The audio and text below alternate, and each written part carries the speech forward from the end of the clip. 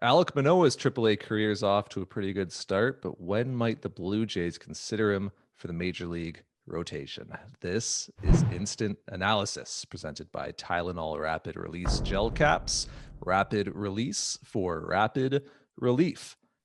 Arden Zwelling here with Ben Nicholson-Smith. And Ben, you can hear the drumbeat from the Blue Jays fan base clamoring for Alek Manoah to be called up to the majors after a second spectacular, it must be said, AAA start this week. Here are the numbers. It's 12 scoreless innings, it's 3 hits, it's 2 walks, and it's 17 strikeouts. It's hard to imagine his AAA career getting off to a better start. How do you think the Blue Jays front office is considering next steps with him right now?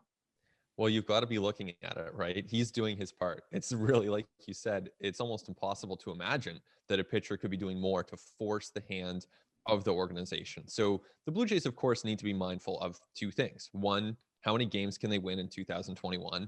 Two, how can they maximize Manoah's development in the medium term, long term? Make sure that this pitcher, who is a very, very important prospect and piece for them, can actually reach his potential. So there's a chance that those two things converge. And if Manoah goes out there for the next 2, 3 outings at AAA and continues to dominate, then he might not have that much more to learn or prove at AAA for the time being. And in that case, he would also be someone who could help this team win games at the major league level. Things might line up. So to me, it's conceivable if things continue, and that's a big if, but it's conceivable that within 2, 3 starts, he really could be a consideration at the major league level.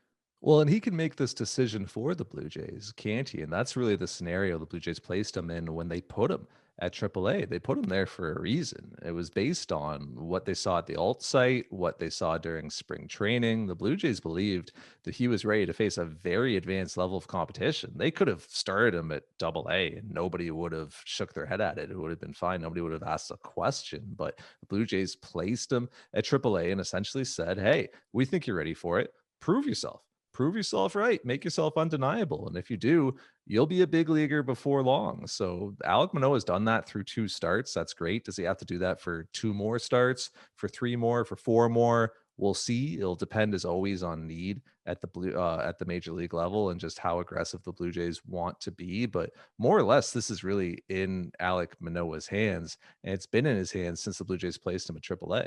100%. And it's amazing. You look at the job that he's doing to force their hand. That's a good thing. And I think it's almost independent of what's happening with the big league rotation, because if they wanted to, they could find a way to just, okay, everyone else gets a break for one turn through. We're pushing you back a day, add a pitcher in, and then go from there. So I think there are ways to get Manoah in if they determine that he's ready and if he shows that he's ready. So that's one thing.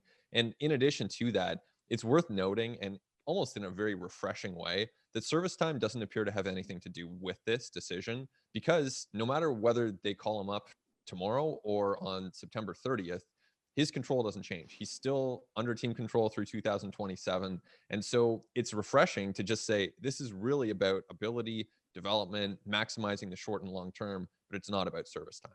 Yeah, and people are going to point to the short minor league track record, and there's no way of getting around it. Alek Manoah just does not have that much experience as a professional in actual games, but part of that's just circumstance. He was drafted in 19 coming off of a very long college season, and the Blue Jays wanted to just shut him down and let him recover. And then 2020, there wasn't a minor league season to pitch in. So, this is all based off of what he's shown the Blue Jays at the alternate site and how he has continued his development outside of games. And I think that throughout baseball, throughout MLB, we're seeing young players being advanced a lot faster than they have been in the past. And that a lot of that has to do with just how good they are coming out of the draft these days. You think about some of these kids coming out of places like Vanderbilt, some of these college programs that are run like professional teams. Like these kids get a really high level of instruction and development. So I think that those philosophies are shifting a little bit where clubs maybe don't believe you need 3, 4, 5 seasons of grinding it out in minor league ball just to learn how to be a professional. Like, look at the Seattle Mariners this week promoting Logan Gilbert.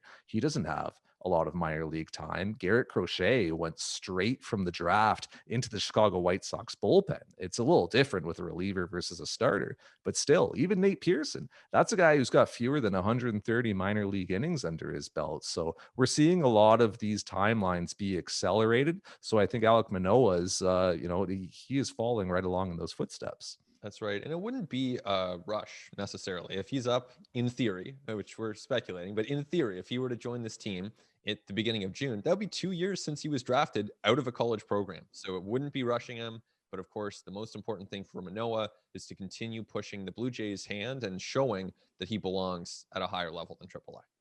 No doubt. We'll see how this plays out over the coming weeks, but safe to say to this point, through two starts, Alek Manoah's AAA career could not be off to a better beginning.